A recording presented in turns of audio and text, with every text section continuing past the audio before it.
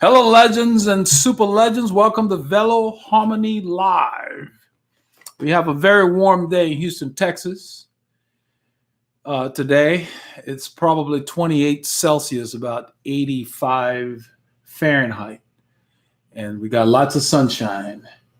So, got a northeasterly flow of wind, so it's not too muggy, but we've got a lot of mosquitoes.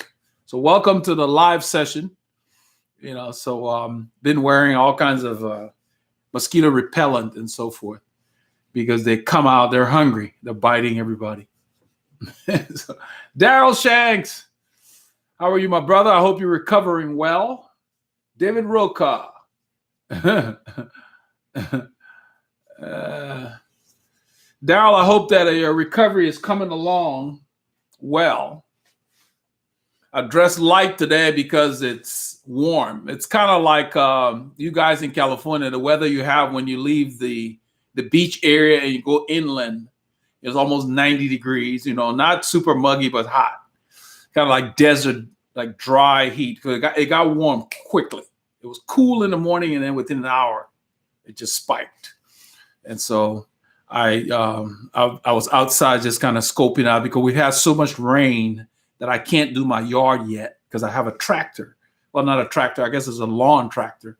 And if you get out there and it's soggy, the wheels will just leave, lines in the grass. It's not good for the grass. So I went out there and walked around, checked the yard because the water just sits in certain areas and it's drying out. It's been two solid dry days. So tomorrow I'll probably be doing the yard. So I just I did the edging. And that way, I break it up that way. One day to edge, and then the next day do that. So welcome, guys. Darius says he's recovering well in the right direction, doing some long walk stretches as well. That's good. And if you can, and you have a trainer, you can do some spins because that's circulation. If the doctor allows it, that circulation can help. Depending on what's going on. I know you broke your leg, so depending on whether they have the cast on the whole thing, probably can get a shoe on there. Or maybe you could do something like an elliptical or something, because that movement is good that you're walking. It's always good. Hey, Robert, welcome. So David Roca said, what oil is best for my chain in California? It doesn't matter where you are, David. I guess California, it doesn't rain much, so kind of dry. You need some kind of dry lube. Let me see what I've got a link here, so you can go and just look at what we have. I use they call it a Pro Gold. That's what I use. Similar to your kind of weather. We don't get a whole lot of rain. We get rain here, but even when it rains, I don't change because we don't get that much. Let me see. I will put the link for the website, and where you can see where all the lubes are. But the Pro Gold is what I use most of the time. Every so often in the winter, when we start getting a bunch of rain, that's when we get our rain. I think in California it rains in December or something like that. You have your moments. Then I'll switch to wet lube if it's a lot of rainy days strung together. But most of the year I use the Pro Gold. Let me get the hashtag link here. I think I call it lubricants. I'll make it easy for you to. Here we go. It's called Pro Link. That's the one I like. I liked it so much I bought it in bulk from Amazon. I bought the bulk refills. I can just pour into the little pointer that you get. But here's the link, David. That's what we use. And it works really well. I like it because it's light and it cleans your chain as you ride. So after every ride, when I wipe the chain, the lube has kept all the dirt from going into the pins, because really what you're lubing are the pins that go through the link. Anything you can see is just a dirt magnet. Your chain should not be showing any lube on it. And I've got videos on the channel in the playlist for maintenance on how to put the lube on your chain properly, so you can check that out as well. All right. Chad Dottie. I thought it was a daddy for a bit. He said, yes, I'm in Texas as well. Got my lawn tractor stuck. I had to get off of it and physically pull it out myself. Yeah, I'm glad you mentioned that. I have, we're on a 1 acre lot. So that's why I got a tractor, because the push mower would take 3 hours. It's just a big job. So I got a tractor from Alan. He used to ride with us often. He's got the team kit. He had a tractor, the John Deere LA 115, like the entry level. He wasn't using it. And so I got it at a deal. I think I paid like $1,000 for it, because at the store is almost $1,700-1,800. So it's not the robust stuff. It's very loud, very noisy. So I bought those earmuffs as well. You want to wear those because it's an air cool, I guess it's a 2-cylinder engine, whatever, but they're just loud. And so if you don't put that on, it's bad for your hearing. And so I bought those, but it weighs a lot. So if the yard is wet, like my yard, I have an area that just stores water. It becomes like almost like a swamp when it rains a lot. And so it can get stuck. And I'm more concerned about ruining the lawn.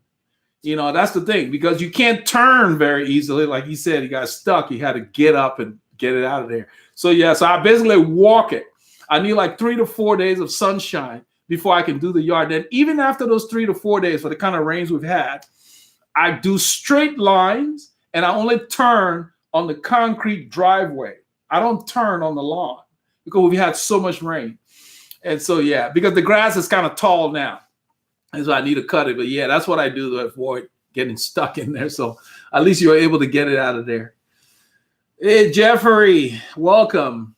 Chris Rippey, super legend, welcome. Let's see here. Robert Tengler said, when you're filming, do you still have to get yourself on camera to sync the video with the telemetry? That's a very good question, Robert. You got a good eye. How can I approach that? When I'm filming, when Paul is filming me, when he rides and he's filming me, it's a lot easier because I can see myself. And so basically what you do is, what he's asking about is, I have to synchronize the data on my head unit to the film. You can use anything to film and then work with the software to synchronize them. So you have to find a frame in the film that has an intersection, because the software has a map that shows the area you're riding in from your data, from your head unit. So you have to tell the software, okay, there's data from my head unit, similar to what you see on Strava. There's data on the map. I'm at this intersection in this frame. Once you find a frame that you can sync, then everything is in, meaning when I stop pedaling, the RPMs come down. When I'm coasting, it goes to 0. The speed's correct, and all of that, heart rate, all of that. So what Robert is asking is, when I'm filming, you can't see me. So how do I do that? Robert, what I do is, since when I'm filming, you see the person in front of me, and then you see the edge of where, let's say if I get to the corner of where the film hits the road, let's say there's a road like this, and the screenshot comes up to where the pavement starts, or where you're hitting the edge of the road, I kind of gauge it. What I do is, I look at the edge of the road as we get to the edge, and then I look at the street, and I go on the map, and I put the link. I tell the system that I'm not in the middle of this intersection. I'm actually on the edge, meaning there's a pointer where you put a circle. And so I put it on the edge as well, because you can't see me. Or sometimes I will use my shadow, if it's possible, in the frame. And also I can also use, let's say there's a line on the road, a lot of areas where they have these divided highways. It's easy to find the center of that intersection as you go across. That's what I use. So I just use something on the road that says, okay, this scene, even though you can't see me, at this scene now, we're in the center of this intersection. As soon as that center is blocked out, we're there. And then I use that. So I do 3 different areas to make sure it's synced. It's harder, but you know, I've got it down to a science. But yes, it's a lot easier when someone else films me. So that's a good point. If you notice, I make sure that I get the intersections, meaning that I can't control how the clips. If I film for 30 minutes, it might give me 3 clips of 10 minutes each. So because of that, I'll make sure that when we go, it's wide angle, so you don't have to think about it.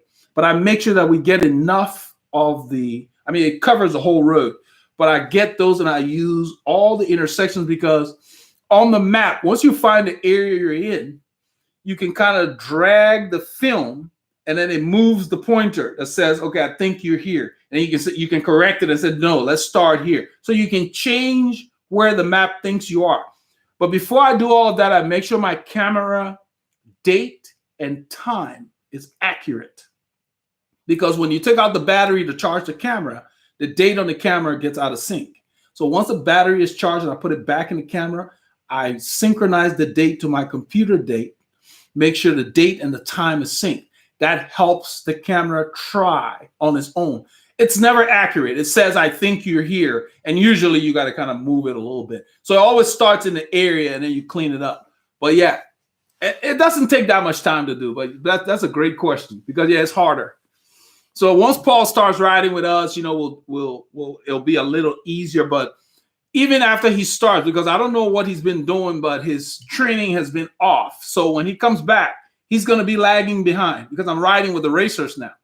So he will probably film for a while and give me the camera. But once things get hot and heavy, I want to take the camera so we can film that.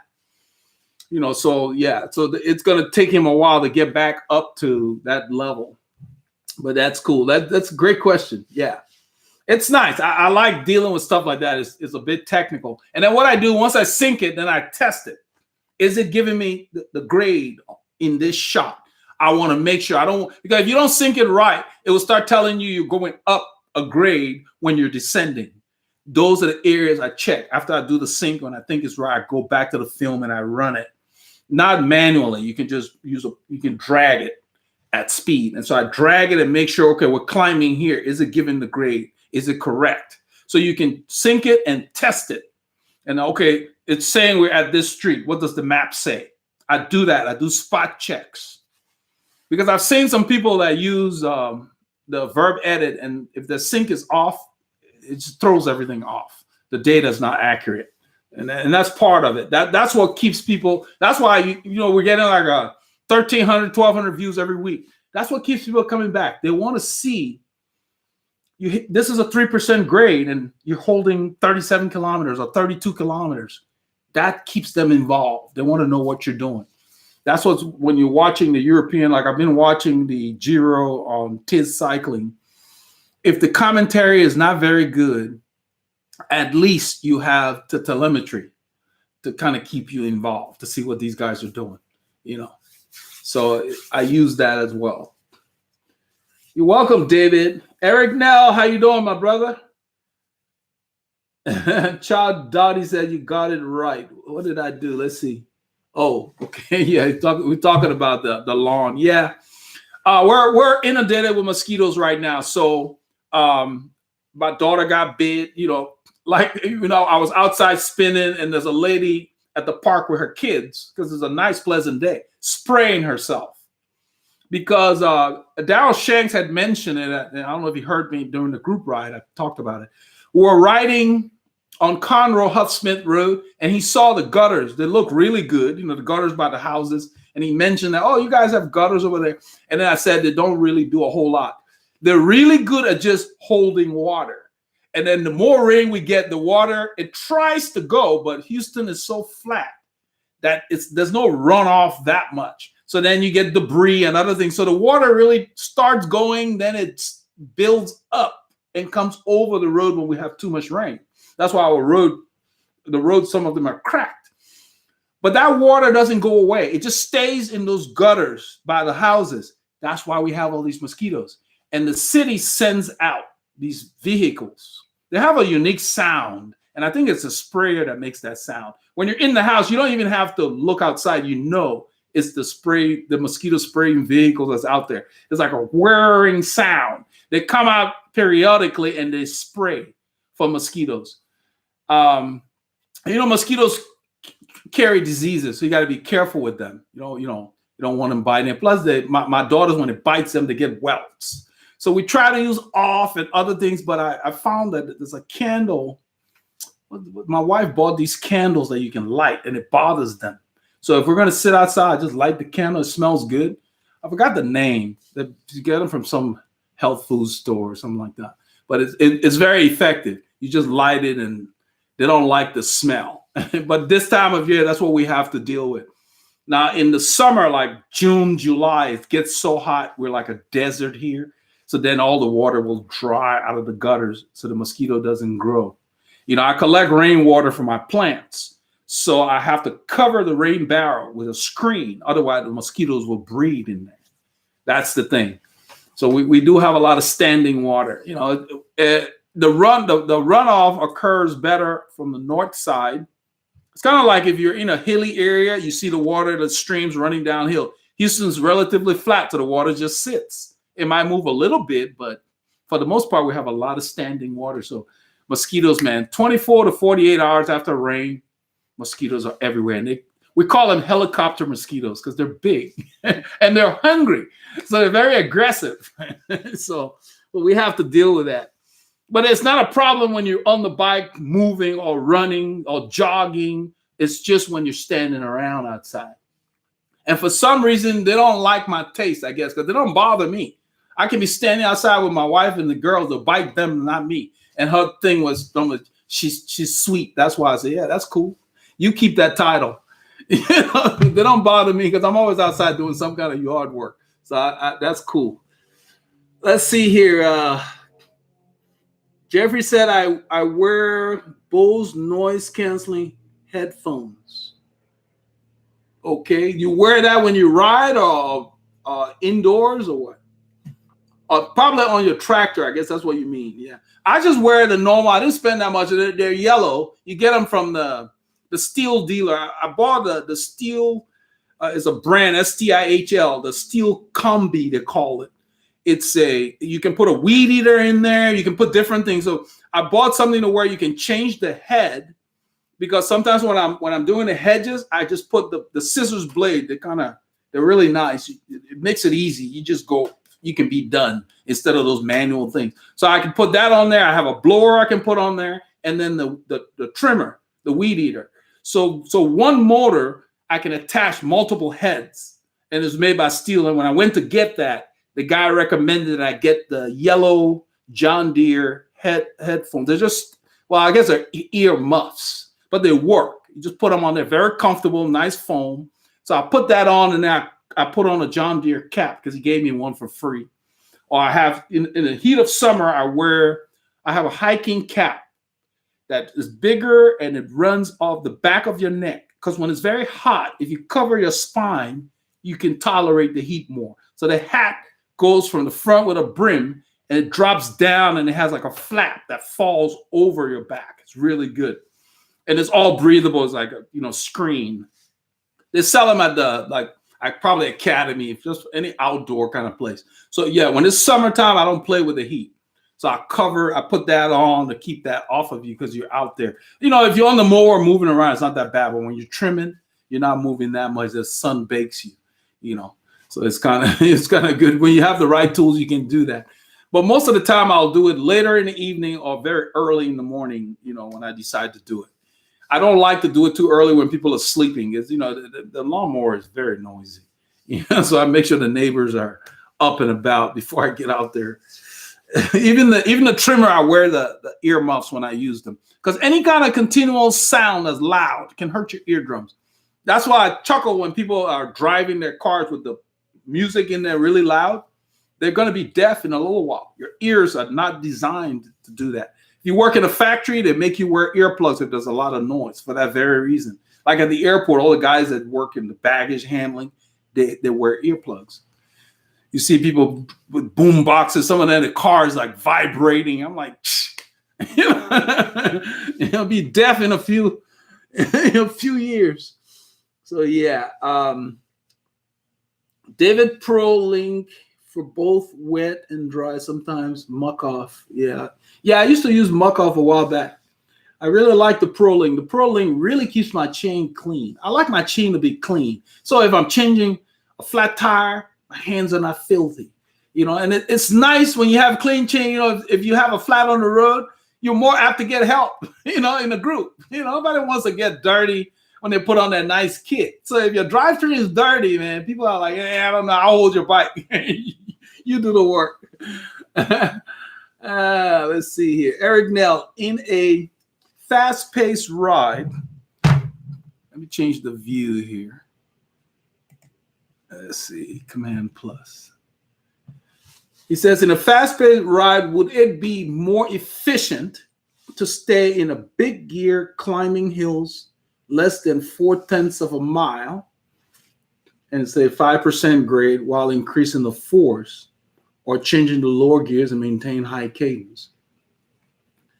Don't be surprised if I say that's another red herring. Nothing in training or, sports is, and I guess that's why you're asking the question. Let me approach it this way. It depends on your physiology. I'll start with that. It's going to be different. You can have two riders climbing side by side. In fact, I'm going to stray and then I'll come back. I was watching the prologue for the Giro d'Italia. There was a sprinter. I think it's Arnaud. I think it's the French sprinter on Francis de Joux. He had even changed bikes just for the steep climb that he had during that prologue. And then what's this guy named Simon Yates went out late. He's one of the contenders. If you watch them, Yates is a small guy, so he doesn't need to put out huge watts per kilo. This sprinter was already climbing. Yates caught up to him, so he must have been, started maybe a minute or two ahead of Yates. But if you watch their styles, Yates had a higher cadence than the sprinter. Granted, the sprinter was not racing Yates. He was just holding his own pace to finish his time trial. And the reason I'm mentioning that is your body physiology and your style dictates the cadence, Eric. So if you normally climb, say, 75 to 95 when you climb, you got to find what you like when you're climbing, because climbing is a different kind of rhythm than on the flats. And what I mean by that is, if I'm on a fast-paced group and they start to hammer, like when we rode last Sunday, if you looked at my Strava, or even if you looked at the prologue, you would have seen the maximum speed was like 58 point something kilometers per hour. That's almost 36 miles an hour. We're doing 36 miles an hour for an extended period with a tailwind on 2854. And I looked down to confirm because I wanted to see. I was in a 53.14. The guy in front of me was in a 53.12 because I asked him. I wanted to know. We were doing the same speed. I was drafting him. He was pedaling slower than I was. I felt more comfortable at about 105, 110 on the flats. As soon as the road started to go up, that guy shifted down more than I did. I didn't need to shift down that much. I kept my cadence about the same. He shifted out a lot more. He's a big guy. He's the guy in the yellow and the red that I had mentioned in the film. Now, he's experienced, so he knew what he liked to do. And that's what I'm trying to drive at. You've got to find what your body likes. That means find a situation where you're riding with these guys and then try the cadence. But don't do it in the group ride for the first time. Do it when you train by yourself and go up a climb. Don't use a big gear necessarily when you're training by yourself. Use a small gear. Focus on the cadence on find a 5% grade and try to do a high cadence ride on that climb that moment. See how that feels. Then try it again with 75, 80 RPMs. What you're talking about, to simulate big gear. See what happens to your legs, because that's what dictates that. So if you've been riding on the flat, it's the same thing in that time trial in the Giro. Those guys were averaging 68 kilometers, 70 kilometers an hour on the flat portion. Then they got to the climb. It's a completely different rhythm. You've been riding a big gear, big ratio, say 53 or 54, 11, those crazy pros. And then you come to a climb where you got to do like a 36, 17 or something like that. Because, you got to drop it to the small chain ring. It's a completely different rhythm for your legs. And so you have to find out in training what your body likes. you're not going to be able to keep the tempo exactly like you were doing on a flat road. So in your example, with your question where you're saying, is it more efficient to stay in a big gear climbing hill less than 0.4 of a mile? You're talking about a short climb of 5% by increasing the force. Well, 0.4 of a mile is not very short. That's not a sprinter's bump. Okay, 0.4 of a mile is it's a good climb. So you can't sprint over it. The effort has to be spread out. So you got to find out what you can tolerate. The thing is if you use a gear that's too large on a 5% grade, that's very significant. We did a 5% grade in the video. It was the same spot where a few weeks back, Will had stood up the whole time to keep his gear rolling on Honia Egypt Road. When we got to that same spot this week, I talked about it. I downshifted and I spun, meaning I went from like a 53.18 to like a 53.21. I went up a couple of cogs and I spun. Now, somebody else might stand, because that wasn't very long. That wasn't even 0.4 of a mile. That's what we'll call a sprinter's bump. It wasn't that long. So if it's not too long to where it's maybe 5-10 seconds effort, you can stand, roll the same gear you're in. But be cautious now to think about what's coming after that climb, because if the gear you stand in is too large, your legs might need more time to recover. That's the key. So there's so many variables that will affect that decision, Eric, that if you're climbing and you're feeling good and you say, okay, I'm going to try in this gear, you have to be flexible enough to listen to what your legs are doing when you do keep the gear big. And then you start going and your legs start tightening up, you need a downshift so you can stay with those guys. That's the key. So it comes down to your strength and what you can handle. But don't try anything new with the group that you have not tried in training. So, some people may do exactly what you're talking about, but I can guarantee you they have tried that many times in training and they know what gear their legs can tolerate. And the reason why I want to add this is when you're riding with the group, don't worry so much about the exact gear you're in. Pay attention to the feel of the gear. I don't look down there. I only look when I want to record something to talk about later.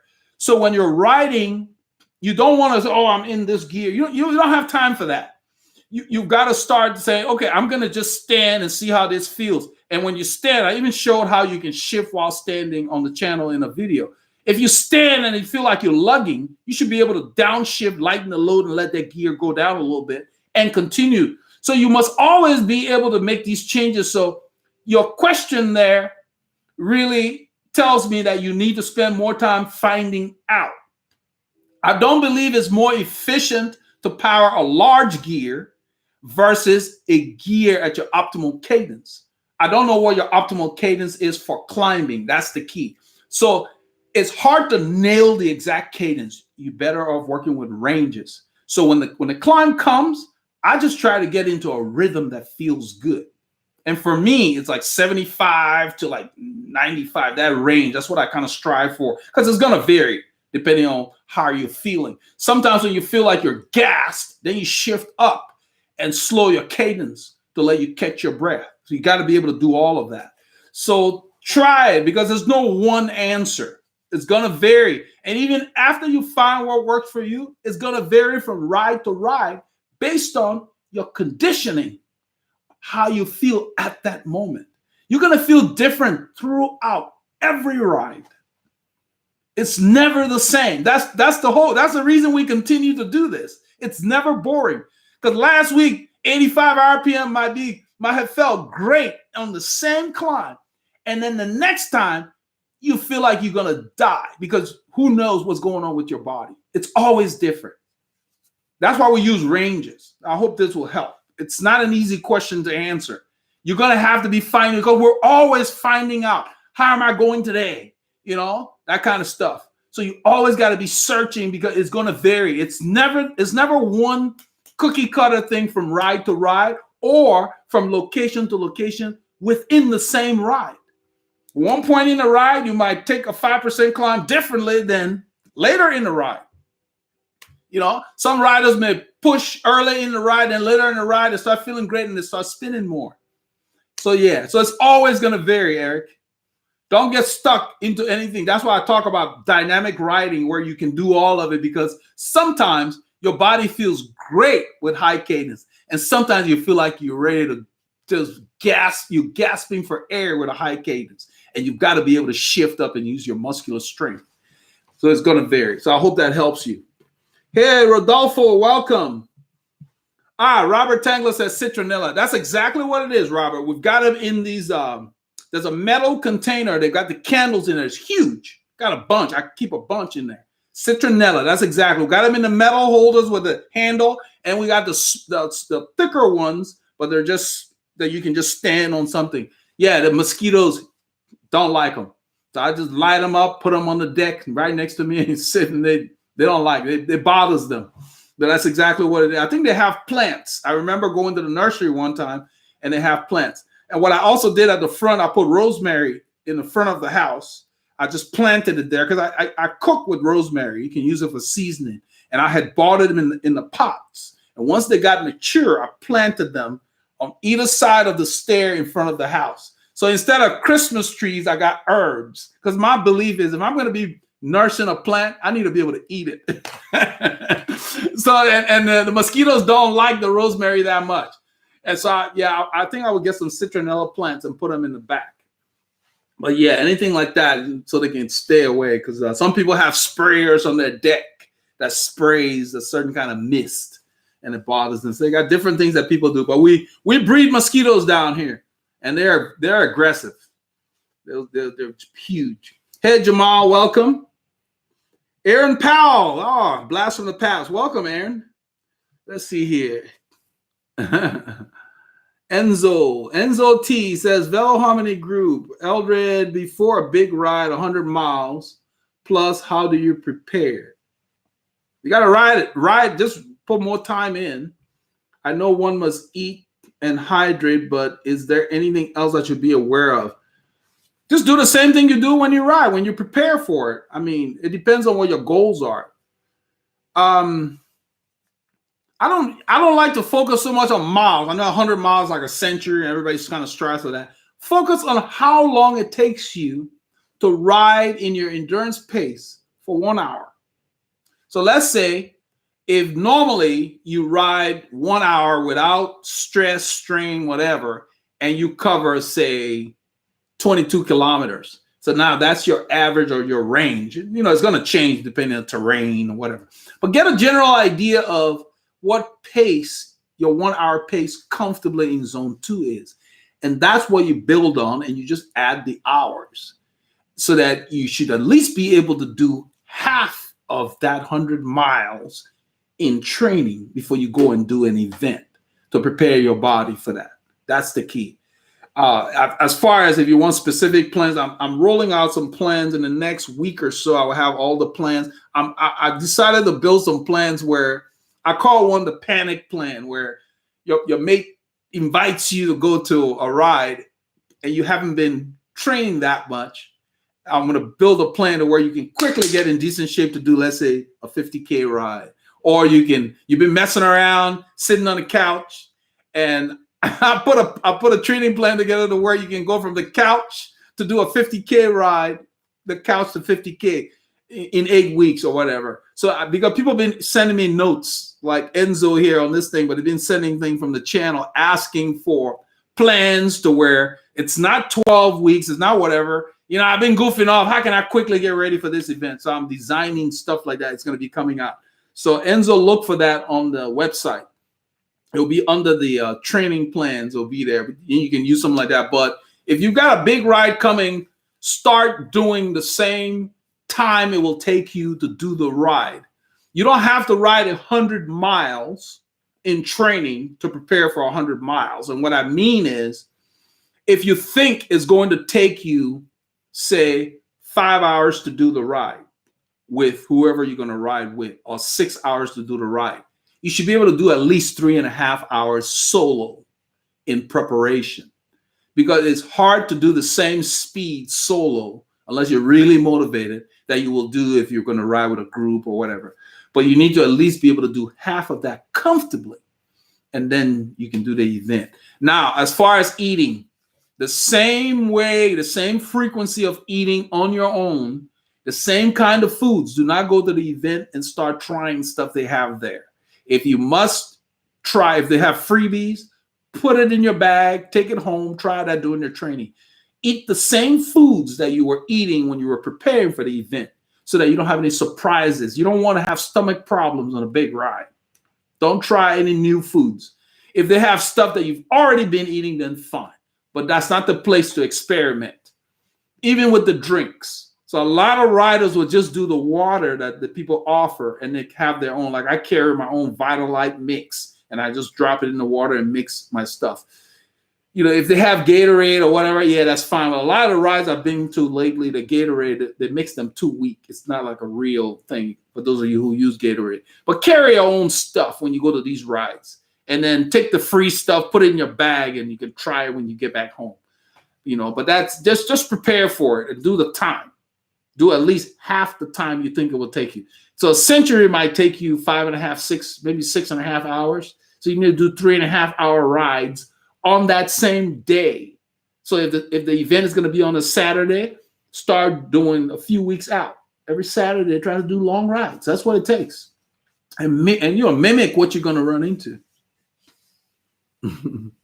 So Ian Hunter, you say you are totally right. It doesn't matter if your bike is 1K or 10K. If it doesn't fit you and you have poor engine, you may as well go home and go back to bed. Yeah, it's not the price of the bike. In fact, I guess I will film the blue bike again this weekend. I'm going to take it back out. You guys know that I've been riding the blue bike lately. It just, for some reason, the blue bike, nothing has changed on the blue bike. The black, it had black tape, black saddle, and so the blue just really stands out. The blue bike is my least expensive bike. The frame cost about $2,000 US, and then I got the components from Merlin Cycles and built it up. So the whole bike might be $4,500, the blue bike, and it's a custom bike. Custom bikes don't have to be expensive. I just bought the frame and I built it up. Yeah, they can be if you're buying the components from them, you know, with their markup. But I built it. But the key is that I'm more interested, like Ian said, in the bike fitting me than how expensive it is. Because you're not going to have fun if it doesn't fit you. That's very paramount. And there's no reason why you should spend a lot of money for a bike to not fit you, because they're out there. Don't get stuck or suckered by the shop that says it's all we have. That's what they chose to order. If you have the money, they should be able to get you what you want. And that's why I tell everybody, get a bike sizing done, know your size. And if you want to get it from a shop, let them know what you need and let them get you what you need. They can order it. But if you go in there, you don't know, they'll try to sell you what they have. And what's the name? My show came for a fit. I filmed his bike and he just sent me an email a while back. He said he sold his bike because the frame he bought was a little small for him, just a little. I mean, it was within range. You can go 2 centimeters up, 2 centimeters down and still be fitted. But he wants to get the ideal frame now. I think his buddy in Dallas told him, this is a little small for you, but he could have ridden it, but he wants. So he sold it and he's going to use that money to get a new frame. But the key is to know what you have. He bought that frame because it was a deal at the shop and they had marked it down so much. So he took the chance on it. And hopefully he'll get his money out of it because I think he said he put it on eBay. So yes, fit is everything, because you won't have fun riding a bike that doesn't fit you. You won't look forward to it. All these little niggling things like saddle sores and all that, they start because of fit. You shouldn't be having any kind of problems like that if you're fitted correctly, if you're sitting in the saddle. That's very important. So Eric Ness said, thanks for such a comprehensive answer regarding fast pace route. I will follow that great advice. Yeah, Eric, it's not easy, but look at it this way. If training for anything, I mean, swimming is even more complicated. Swimming, running, whatever. If it were cookie cutter, we'd get bored. I mean, look at it this way. You see us doing the same courses on these rides that I filmed, right? You probably wonder, and then you guys ride too, but I'm sure you experience that even though you're riding on the same roads, who you ride with changes the ride. Even if you're doing the same group ride, who shows up changes the ride. You know, you can do that same group ride and you have a different audience You know, some guy shows up, he's fast or whatever, or a bunch of guys start messing around. All of a sudden, the character of the ride is unique for that day. That's the nice thing about group rides. And that's why even the Woodlands Club group ride, they post that the pace is usually determined by who shows up. It's literally on their calendar, the WCC ride. They state that depending on the time of the year and who's there, the pace will vary. And that's the same thing for all the rides you go to. You don't need to go to a racing ride to have a fast-paced ride. There is no such thing, because racers are developed from any ride. People decide, I'm going to go try racing. So when you go to a ride, depending on the people that are there, that day will be different. Same thing with Team RR rides. Depending on who shows up, is a whole different character. That's the fun thing. Now, what I'm getting to is, in addition to who shows up, depending on what you did. Did you party too much on Friday night and you get there a little tired, or you're a little dehydrated because you had a few brewskis? All of that factors into how you're going to perform that day. That's why it's important. When we raced, we would document how we ate, the amount of sleep we got, everything, because you were trying to nail down what is impacting your performance, good or bad. So remember that. Don't think that, oh, I got to start training harder because I had a bad ride. What caused you to have that bad ride? Bad ride per se, meaning you didn't live up to your expectations. Don't just default on the workload you did that week. Look at everything else. How's your sleeping? Is there other stuff going on in your life like stress? Hey, Tony T, thank you, my brother. You know, so you've got to look at the whole person. And that's the reason why the people who sign up for coaching, I don't say coaching. I call it fitness. What did I call it? I gave a lot of thought to it because I wanted it to replicate what I believe. What do I call it? I call it fitness program, and then I call it fitness life coaching, because not everybody I coach want to race. And so they have different workouts for their goals. Some people just want to lose weight. Some people got high blood pressure, whatever. And then after a while, the people that have high blood pressure say, oh, I'm feeling good now, I want to do more. And then I have these workouts that I send them for their specific goals. You know, what I'm trying to get to is that this is why we can do the same ride on Honia, Egypt, and 1 week is different than the next week, depending on who's there. And so you look forward to that, who's driving the pace. That's what makes cycling interesting. So you can go train by yourself this week. Have a great training week because you had enough sleep, you ate well, whatever. Then the next week you do the same thing and you're like, man, everything feels hard. Don't give up on your training. Go back and look at, what are you doing differently? Did you change the foods, or are you not drinking enough? All of that. And now that it's getting warmer, you got to make sure you take enough water. I had to ride. I rode and I took 2 bottles of water with ice in it 1 hour into the ride. And these are insulated bottles. 1 hour into the ride, ice was all gone. So I drank the water, the 2 bottles, within an hour and a half. So I have to remember where all the parks are. We have a lot of, besides the stores, we have a lot of parks where they have these fountains, especially in the Woodlands area. When you get there, they have the fountain where they got water at the top where you just push the thing to drink. That's not very good for filling our bottles. But then what they do is they have on the side of the spout down, they got a bowl for the pets where you push the side and the water just dumps into the bowl for the dogs to drink or whatever. While the water, the spout is high up enough to where it's perfect. You just place your bottle there, push it. So I know where all these parks are throughout the Woodland, and I hit them because the water coming out of there is nice and cool. You don't need ice. I try not to ever run out of water when it gets really hot, because besides drinking it, you pour that thing on your neck.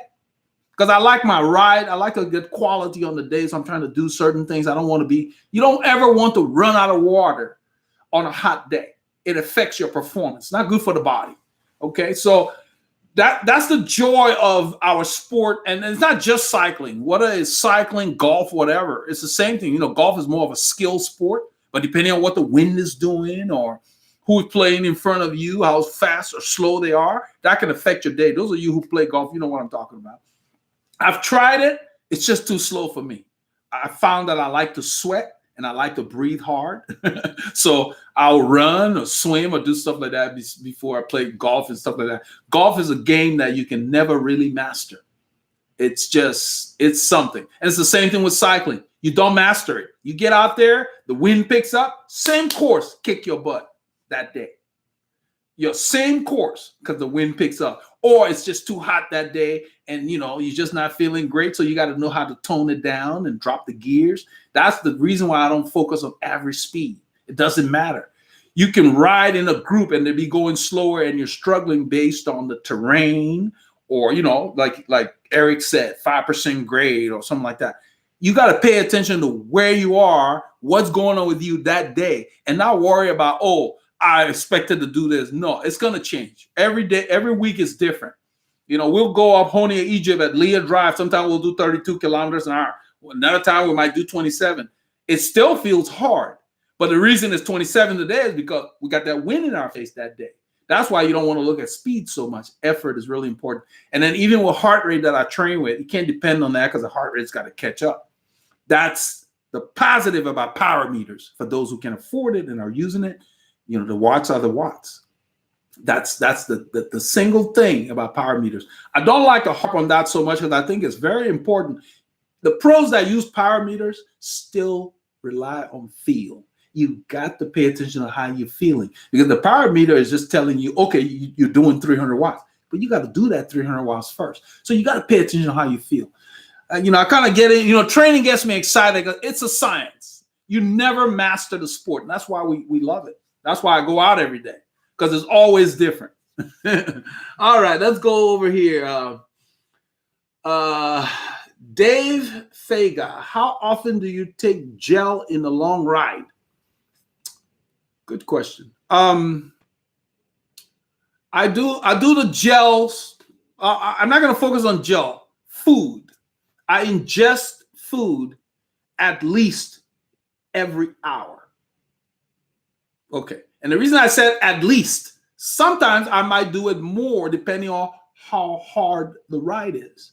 Now, if the pace is high, then I use gels for that ingestion. If the pace is lower or moderate, then I will eat the granola bars, my banana breads, whatever.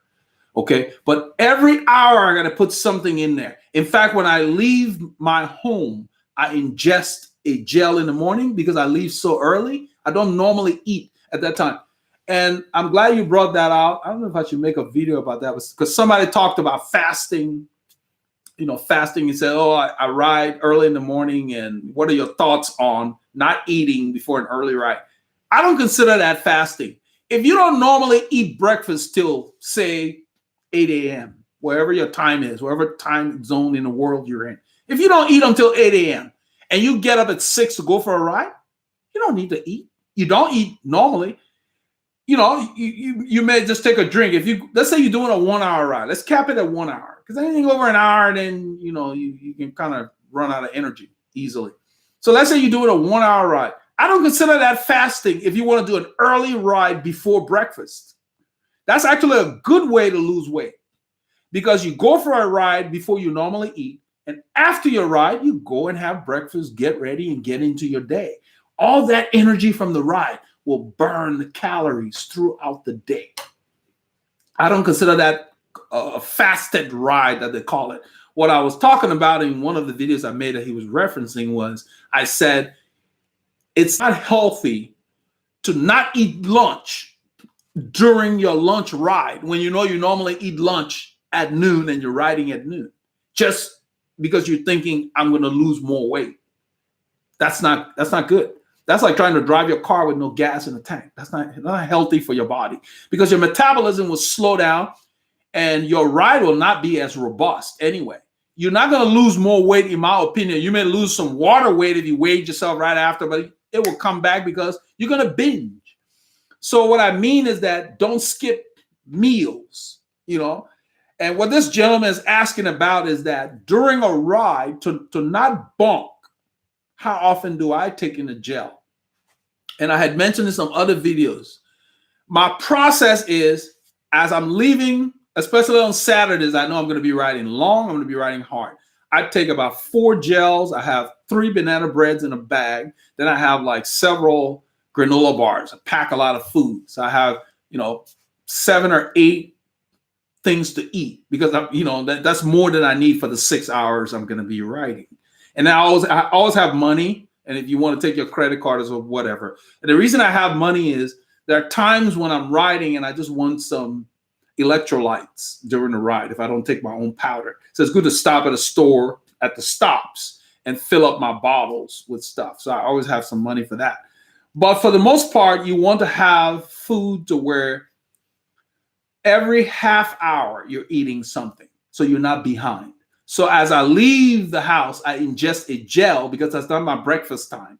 6:30 in the morning, I don't have breakfast. So I ingest the gel because it's like juice. I use the SIS. So it doesn't feel like I'm eating food. I can hold that down. And then sometimes I'll just drink some electrolytes, like about 20 ounces of electrolyte, about 1 bottle. I'll drink that. Then I have 2 bottles on my bike. 1 bottle with electrolyte, especially in the summer. I always have 1 bottle with electrolyte and water, pure water.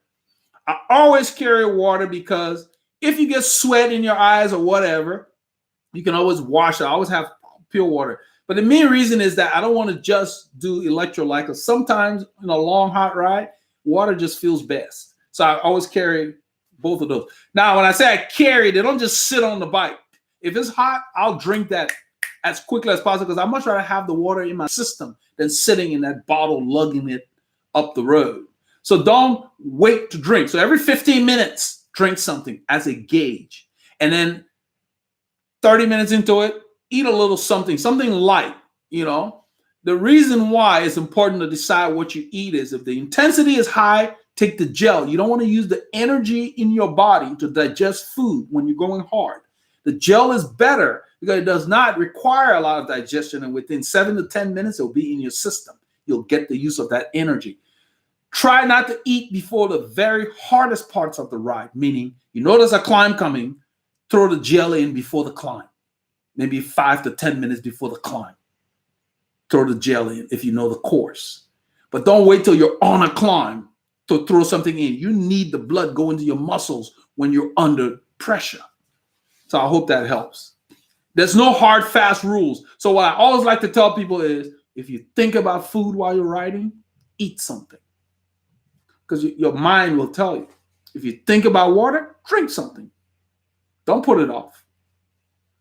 So that's a good guide, regardless of the 15, 30-minute thing that I said. If you're thinking about it, there's a reason. And so that's the gauge, But yeah, everybody eats. I mean, all the experience, I've bonked once. That's it, once. It wasn't a whole lot of fun. Ran out of complete energy. It was early in my cycling. Before I started racing, I was just training. I got the bug and I was training with the guys. And we went out a place called I-10, Katy I-10 to, what's the area? I forgot the name. They got the Katy Mills Mall out there now. It wasn't there at that time. And we were going out, all flat. But I ran out of energy back there. It was not fun. Even the grass on the side of the road looked edible. It took like 20 minutes to get my energy back once we got near the place to buy some food. So no, never again would I bonk. So that's my motto, never get hungry on the bike. All right, let's see. Edwin said thanks. Yeah, you're welcome, Edwin. Let's see.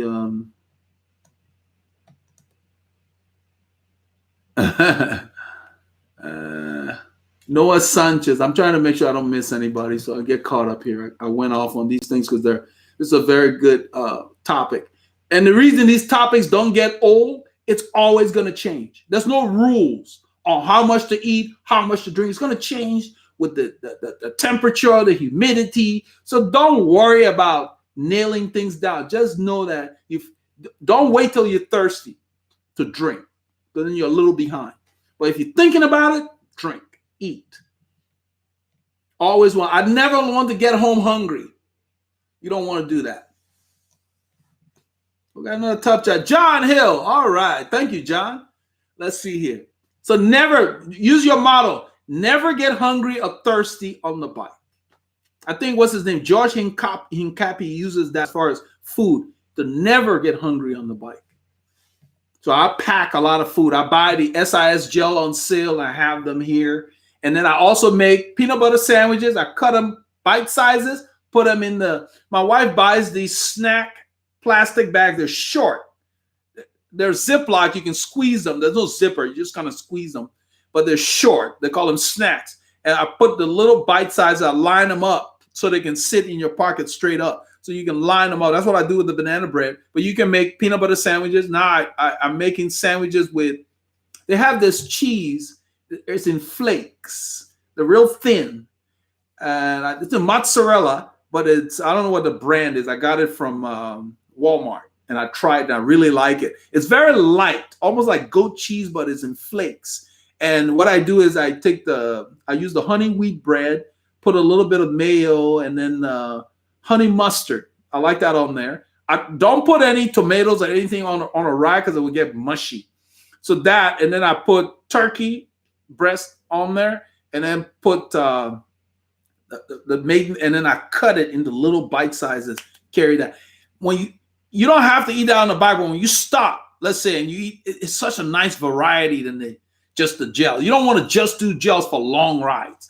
And so Enzo and you guys who are doing 100-mile rides, take the foods you normally eat and make little bite sizes, put them in a little bag, put it in your pocket. And you can eat that on the bike as well. But it's so nice to eat real food versus gel all the time. I save my gels for when we're going hard. So gels are not the first thing I reach for. So just keep that in mind. And, we'll talk about this more because it's going to vary. But yeah, the food's important. That's like your gas. And I love the bike because you can eat as much as you want and you're not going to put on weight. The kind of riding we're doing, I mean, I'm at 86 kilos now. I've never been 86 kilos in a very long time. So this is like, this is where my body is right now. And, and I'm not depriving myself, but my weight is stable. And I used to have to get my pants altered because as I started to ride more, all my size changed and I had to change stuff. So it's kind of nice for my weight to settle. But yeah, I don't miss out. Okay, let's see here. Rajesh said, I had 3 bike fits from 3 different people, never got comfortable. Do you have any recommendations for bike fitness near Miami, Florida? Okay, Rajesh, you're just like, what's his name? Jamal. I'm working with Jamal right now. I started offering remote bike fits because a lot of people had spent money elsewhere and they were still not happy. I can't recommend anybody there because the people there have driven to me. Moshe came from Florida. He drove 900 miles for a fit. You don't have to do that. We have a remote fit, Rajesh. Let me get the link. I work with you by video on, we're using Discord app now once you sign up. And we do a live session. If you can do little adjustments on your bike, I basically walk you through what to do. And we do the measurements and everything. So read this link and see if you've got all the few tools that I put there that you need to have. It's nothing major. If you like 4, 5, and 6 Allen wrench, if your headset has a star nut or something, because we may need to flip those. But this is what I stopped recommending shops that I can't personally confirm, the quality. And, this has been like 2 years now. People asked me to set up this 2 years ago because they were tired like you spending money. So this is a full fit. You will get the fit people get when they come here. So go and read that up. I put enough information on there on the website. Check that out. Take your time, read through it. It's a 2-hour appointment. We do it online, live, and get that resolved. I'm working with Jamal right now. He's having problems with his foot. We never got to his cleat, but he removed his, the other fitter had given him wedges. He took that out, and I want him to confirm. I just sent him an email a little while ago. I want him to confirm that the shoe, I think it's a specialized shoe, the shoe is not too narrow for him, because that will make your toes get numb. And then the after that the shoe mates with his foot very well. And the third thing, we'll work on the placement of the cleat. That's what can cause numbness in your toes. So yeah, check out that link and read up on it, and we'll get you taken care of. Because these guys have sent a lot of business, because the bike shops and other places, they don't do very good fits. All right, let's see here. Jamal, yeah, that's the guy I'm talking about. He's asking me a question. Yeah. Jamal said, how are the pro riders able to ride day after day in these grand tours? Very good question. Because they didn't just go and start doing grand tours, Jamal. They started riding every day, similar to the structured training you have. Meaning, even though they're in the grand tour, they're not riding hard every day in the grand tour. So if you look at it this way, Sean Yates in the Giro, he did the time trial because everybody's got to do the prologue. You're not going to see Sean Yates sprinting, okay? He's going to stay with his team near the front to stay out of trouble in the draft on those flat stages. He's not as fast as the sprinters. So he's not going to waste any energy on the flat days. He's going to sit in, eat, drink, stay out of trouble, avoid crashing. That's his active recovery. Because you're riding with, say, 100 guys. You're in the draft. You see me riding with these guys. My heart rate is like 130 something. I'm telling you, I'm in zone 1. So he's going to make sure he stays in the low zones on the flat days. Now, the last kilometer, he may work a little hard because the speeds will pick up and the team wants to stay near the front to stay out of trouble. But overall, that flat day is a rest day for those guys. And that's why you'll see Grand Tours, go to the mountains, and all of a sudden you see the climbers now. That's when they do their effort, when they get to the mountains on those days. So that's how they can do that, because for many, many years of training, they had a systematic training plan to where they rode every day. I ride every day, unless something comes out where I can't ride. But I don't ride hard every day. You know that, Jamal. You look at your schedule. You can ride every day and not be hammering every day. That's why you don't go out on an easy day and go chase somebody because they're out there riding and doing their own thing. You know, if you got a big ride on Saturday, Friday is not the day to go ride hard. When I'm out there spinning around, we get that a lot. I'm sure you guys get it too. You'll get people chasing up to you and just to pass you. And then they'll say hi as they go by, and I just say hi and I let them go on. Because my plan that day was to just spin the little gears. That's how they do that. So they're resting in the Grand Tours. Besides, even on the rest day in the Grand Tour, they still ride. They ride at least 2 hours because the body must not forget. Because sometimes when you stop riding, you get blocked up. Your legs forget. They get blocked up. So those guys keep riding. That's how they can do that. They're not riding hard every day. It doesn't mean it's super easy, but they're sitting in the draft. They're smart. They're staying in shelter. That's how they're doing that. And that's why they build up. Even when they get hired and they get on a team, the young riders, they don't just put them in the Grand Tours right away. They will have them do maybe some of the classic races or whatever over a season or two. And then when they show that their body has matured to be able to do 3 weeks of that, then they will put them on the Grand Tour team. So you can have like Team Ineos or any of those teams. Maybe they got 24 riders and some riders are on the Giro squad. And then the other riders are somewhere else. That's why. That's how they select. You got to be ready physically as well as mentally to be able to do that. So I hope that explains it for you. All right. Noah Sanchez says this was the first. Oh, he's talking to Daryl. Okay. You're welcome, Enzo. Enzo's thanking me for my answer about the 100-mile ride. You know, what if you want to improve as you do those miles, Enzo, at some point you got to get some structure so you can focus. That's what the structure, that's what I got when I had a coach.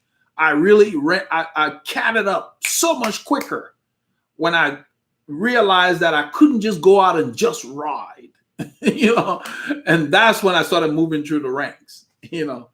So it really makes a difference. You fine-tune stuff. So let's see. We've got a guy named Kiwi Gammer 2019. Looks like I can only get Cyclery from Trade Me New Zealand, so I might have to go for ROI instead from my local bike shop for a front light. Yeah, I'm not sure why I don't know. Doesn't Amazon UK? I don't know how they work. I don't know why you can't. I guess international shipping may be kind of expensive, but I really like the Cyclery so far. I'm very impressed with them. I haven't had any problems. I like the longevity. I can do a 6 hour, 7 hour ride, and I still have the light available for the next day. Some of the lights I had before, at the end of the ride, sometimes they just fizzle out and then you're riding without a light. So I really like how long they last. So yeah, I mean, get what you can. I don't know why you're having challenges in New Zealand. I mean, you guys are you're on the other side of the world, but I think that you should be able to get stuff. I don't know why, maybe, I don't know, Amazon UK, you might want to try just doing a search on Google and see which vendor can get you one, But the shipping might be cost prohibitive. That's another thing. Like the guys in Australia, sometimes the shipping's kind of high to get stuff there. Jeffrey Davis said, your voice was in my head coaching me last Saturday.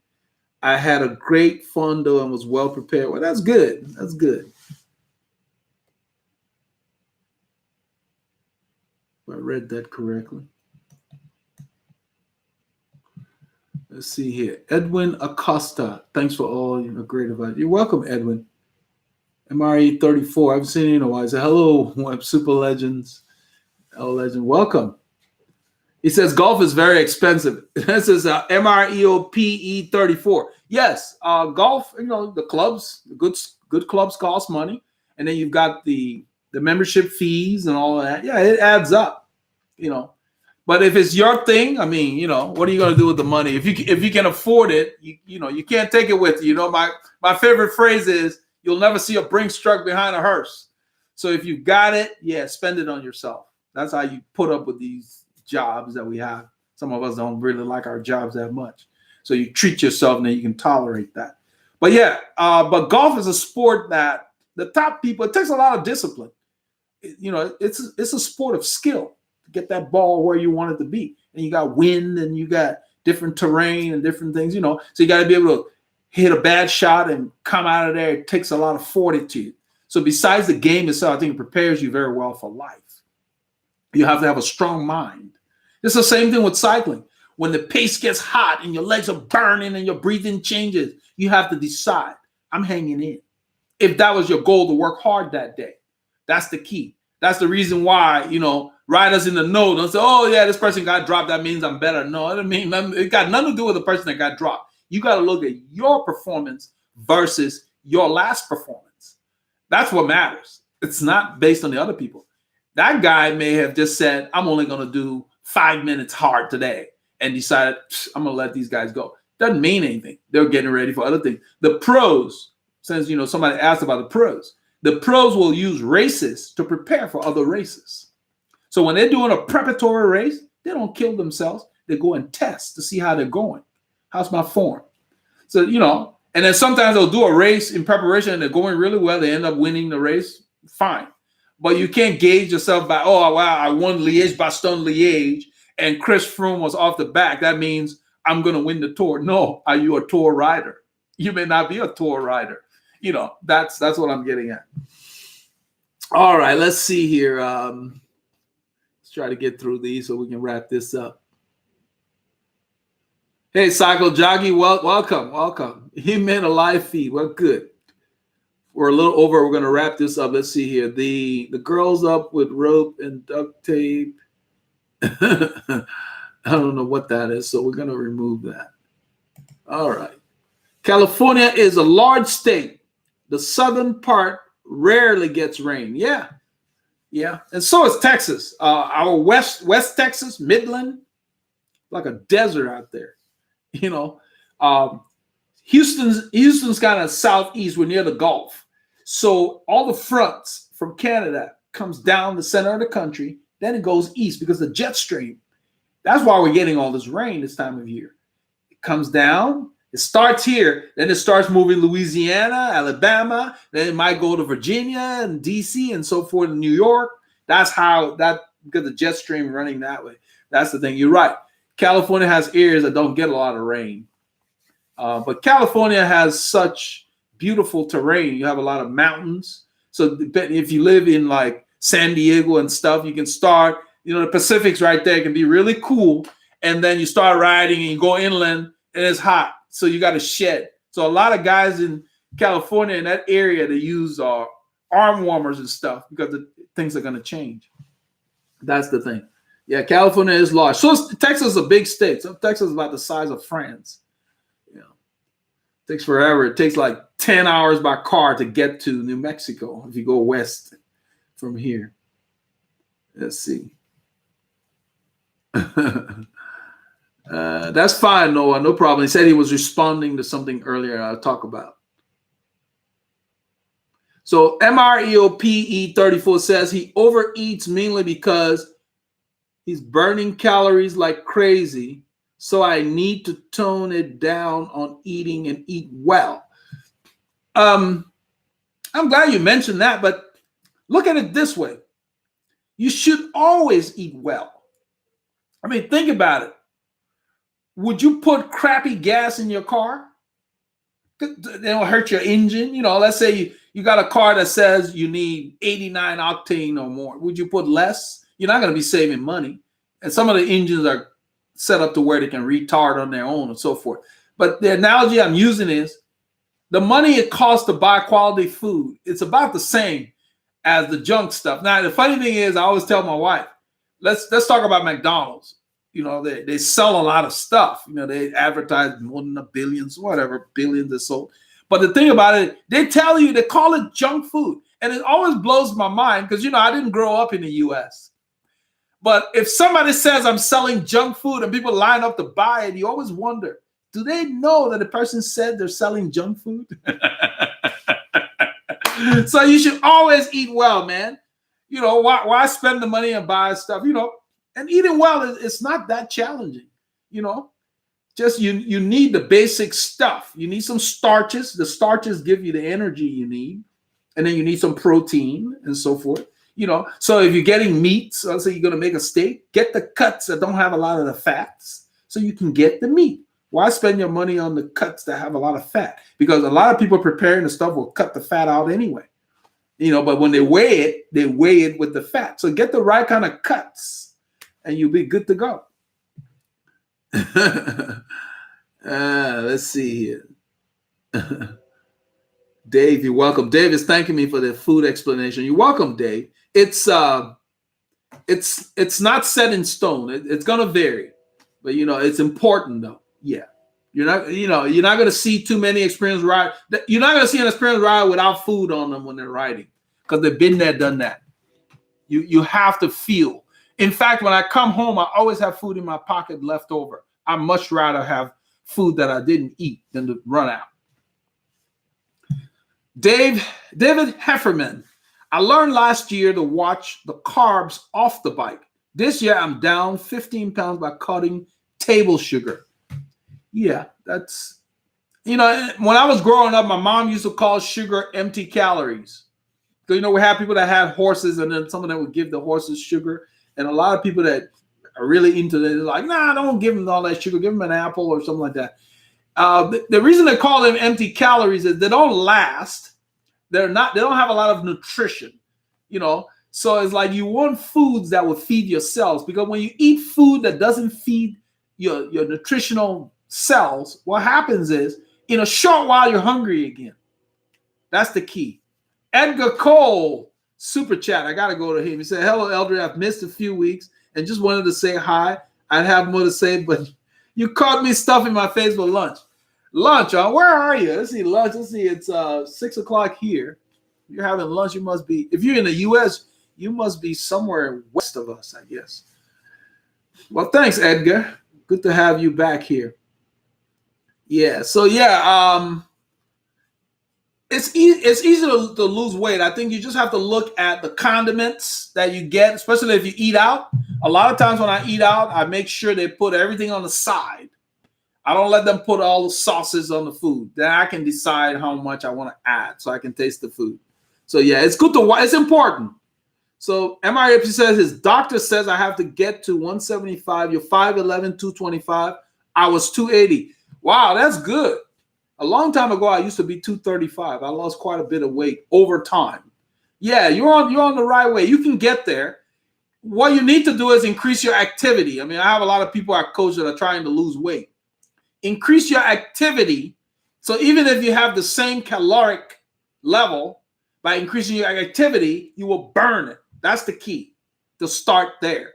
And then focus on quality foods. They don't cost more. Just make better choices. Don't miss meals. Then you won't binge.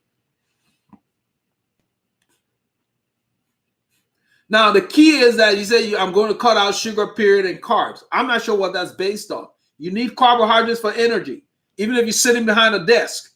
The pasta, rice, potatoes, that's what feeds that's your glycogen stores. That's your premium fuel that you run on. So remember, it doesn't matter what you eat. The body will convert excess into fat.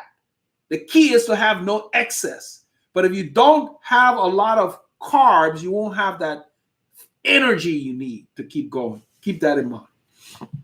So be careful about just getting crazy with the choices in your diet.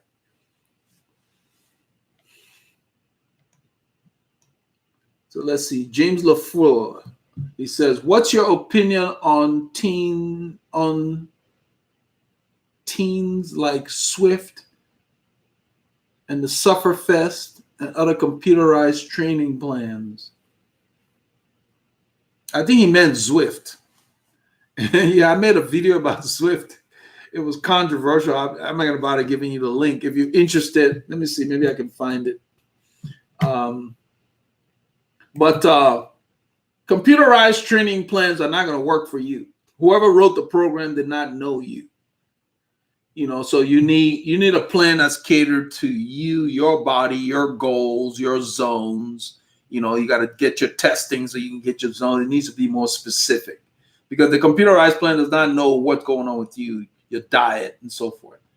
So let's see here. Let me find the Zwift video. I'm just averse to, let me put the link here, people spending money that they don't need to. The money's not going to make you lose weight. What's going to make you lose weight is your butt in the saddle. So if you keep buying stuff and you got to work and you can't put your butt in the saddle, then you're defeating the purpose. That's the key.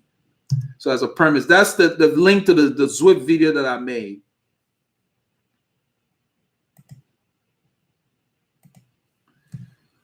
So yeah, let's see here.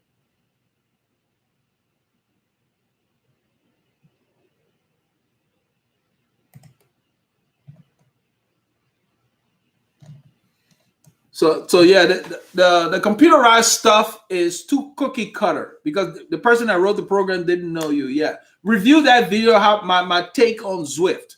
Nothing's wrong with that, but I think I covered everything really well. Resist the urge of buying something that will interfere with your ability to have time to ride. Spend more energy on getting some kind of a training plan so you can be focused, because that will help you lose weight, get faster, fitter, more effectively than just riding.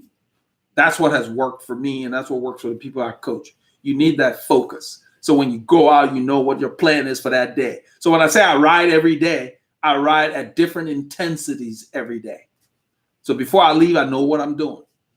And then by feel, I just know what zone I need to be in. And, I still have my heart rate monitor. But when you're supposed to be going easy, go easy. Because if you've got a ride coming up on Saturday, don't go hammer yourself on Friday, because then you might be tired on Saturday. You're welcome, James. I gave James the link to that Zwift video that I made.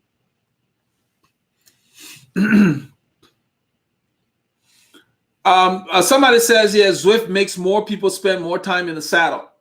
If that works for you, that's great. I find I want to be outside. I love cycling because I love the outdoors. So I'm not a Zwift person. I will never be, because I thrive on being outside. I look forward to getting out there, being on the road, the open road. I do have a trainer that I'll use when there's inclement weather, or if I have a busy day and I don't have the time and it's dark. And every rider with their salt has a trainer so they can be consistent. But for me, it's almost like taking medicine, if you know what I mean. Those of you who have a trainer, yeah, you got to take the medicine. You don't really want to taste it. You get it in there so it can do its work. So yeah, when I have to use the trainer, I'll use it, but I've got a plan, and so I don't need the entertainment. I focus on the workout I need to do, 45 minutes, an hour, I'm done. But being out on the open road, you guys see it every Saturday, 6-7 hours. It goes by like that because of all the stimuli, I guess, and just the fun. So I'm not a Zwift guy. Now, in the winter, depending on where you live, you can't get out on the road. And some people, they use Zwift for that or whatever. But if that works for you, great. But there are riders that just use the telly, or they use a video. I'm just saying there are so many options out there. You don't have to spend money every month with Zwift to ride your trainer if you're in a winter area or whatever. So if you have a plan and a program, you can do that. There's so many. It's great to have these choices because some people, that's what it takes to get them to do that. But it's not a requirement.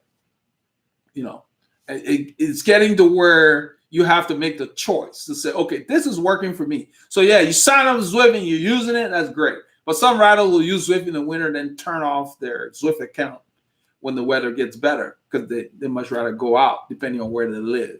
So where I live, the roads are available all year. So I don't need that. So that's the key. That's what you got to look at, what works for you. But, besides the bicycle and you being on it, everything else is optional. Other than having a plan, because that's the key. You need a plan. Let's see here. So we're done. We're going to wrap up. Let's see. I'm going to do these 3 here. As Brian says, not all can ride outside all year. Yeah, but like I said, not everybody needs to buy Zwift. It's not a need. You don't need to give somebody your money to ride indoors. You can put a TV on and watch cartoons while you ride if you need that. And a lot of serious riders that have a program, they've got a plan. They don't watch TV.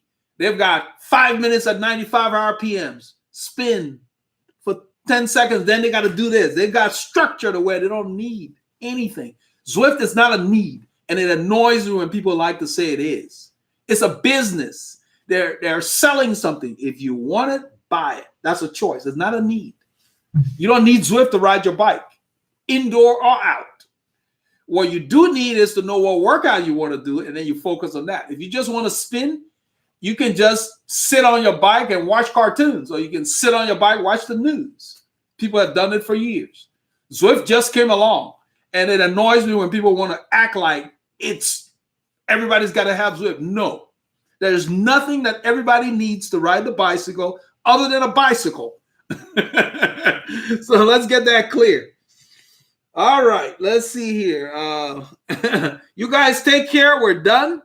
You all have a great week. We're going to have some clips for this weekend. So James LaFleur says, most of my training is in the dark. That's why I use things like Zwift. I have to train either late at night or very early in the morning. I mean, that's great if you need that. But remember, the guy who trained, what's his name? There was an Australian guy that trained for Paris-Roubaix. And he came and won. He trained on the trainer. I bet you he wasn't using Zwift. He had a program. When you have structure, that's what you follow. If you've got structure to where you got to do 5 minutes at 95 RPM, then you got to rest for this. Then you go to, that's what you're looking at. I use that on my phone sometimes, or you can do like the play where you can Apple Play to your screen. That's what I use. So if you got structure and you got a workout, you don't need anything else. You do your workout, you're done. But if Zwift is what's working for you, that's great. And I think they have plans or whatever, but you need structure if you're going to improve. You can't just ride. You got to have structure so you can really push your body. All right, guys, take care.